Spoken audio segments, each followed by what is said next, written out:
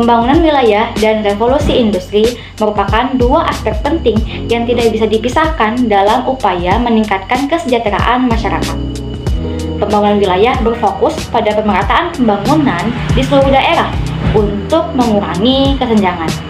Sementara revolusi industri menghadirkan kemajuan teknologi yang dapat mengubah pola hidup, pola kerja, hingga struktur perekonomian masyarakat. Keduanya membawa dampak positif dan dampak negatif yang harus dikelola agar kesejahteraan ini dapat tercapai secara berkelanjutan.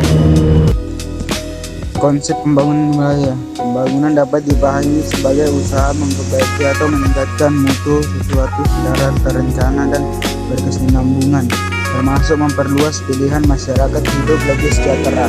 Pembangunan sama dengan proses memperbaiki mutu hidup masyarakat. Wilayah sama dengan kesatuan geografis, ekonomi, administratif, atau historis.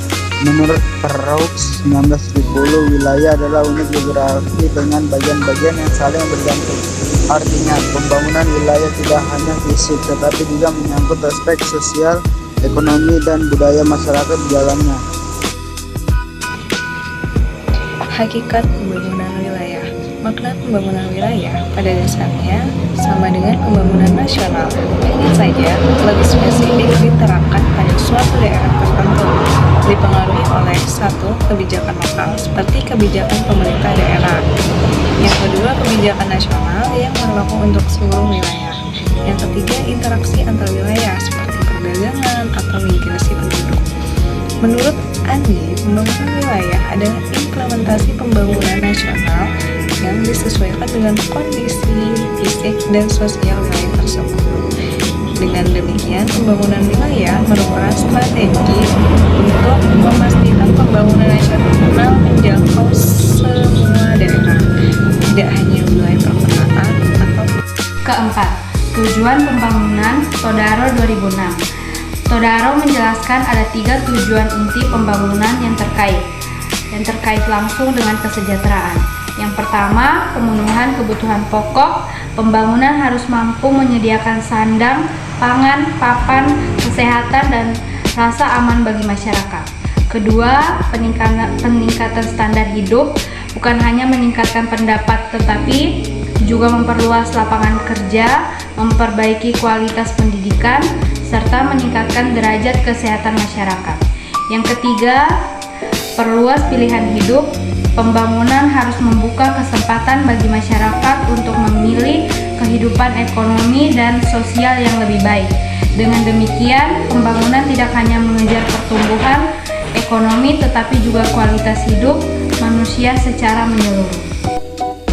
Pembangunan wilayah dan kesejahteraan. Pembangunan wilayah memiliki peran strategis dalam mencapai kesejahteraan masyarakat secara merata. Tujuan nasional meningkatkan kesejahteraan di seluruh wilayah Indonesia. Tantangan adanya ketimpangan pembangunan antara daerah maju dan daerah tertinggal. Solusi, pembangunan wilayah menjadi sarana untuk mengurangi kesenjangan antar wilayah. Menurut QCD 2014, pembangunan wilayah dilakukan dengan mendukung kegiatan ekonomi lokal, menciptakan lapangan kerja baru, dan meningkatkan kekayaan di berbagai daerah. Dengan demikian, kesejahteraan tidak hanya dinikmati di pusat-pusat ekonomi, tetapi juga daerah terpencil. Revolusi Industri 4.0 adalah era ketika teknologi digital mengubah hampir seluruh aspek kehidupan manusia. Teknologi yang berperan besar, artificial intelligence AI, kecerdasan buatan untuk otomatisasi, big data, analisis data besar untuk kehidupan yang lebih cepat, robotika, mesin pintar menggantikan pekerjaan manual, cloud computing, penyimpanan dan pengolahan data berbasis internet. Dampak utama, proses bisnis lebih otomatis dan efisien. Masyarakat lebih mudah beraktivitas, misalnya belanja online, pembayaran digital, dan layanan transportasi yang murah dan cepat. Revolusi Industri 4.0 pada akhirnya mengubah mengubah cara orang bekerja, belajar, dan berinteraksi dalam kehidupan sehari-hari.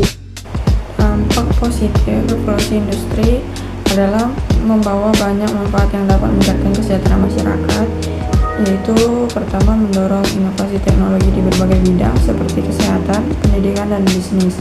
Kedua, membuat komunikasi lebih mudah dan murah sehingga mempercepat arus informasi global. Ketiga, menjadikan transportasi dan logistik lebih efisien sehingga distribusi barang dan jasa menjadi lebih cepat. Keempat, menurunkan biaya perdagangan karena proses menjadi lebih efektif. Kelima, membuka akses pasar global, memberi peluang usaha bagi pelaku bisnis kecil maupun besar. Jadi, semua ini berpotensi meningkatkan produktivitas dan kesejahteraan masyarakat secara luas. Dampak negatif revolusi industri 4.0. Di samping manfaat, revolusi industri 4.0 juga menghadirkan tantangan besar. Di antaranya, yang pertama, kesenjangan keterampilan.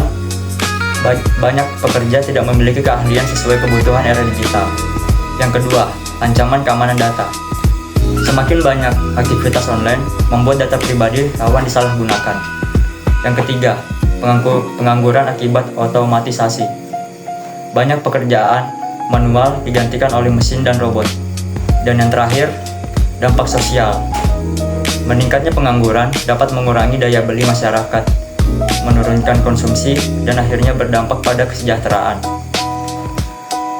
Menurut Rustan, pada 2020, ketiadaan pendapatan akibat kehilangan pekerjaan dapat memicu masalah sosial yang lebih luas. Pembangunan wilayah berperan penting dalam pemerataan kesejahteraan dengan mengurangi ketimpangan antar wilayah dan meningkatkan kualitas hidup masyarakat. Revolusi Industri 4.0 menghadirkan peluang besar melalui teknologi yang mempermudah kehidupan, namun juga membawa tantangan berupa pengangguran dan kesenjangan keterampilan.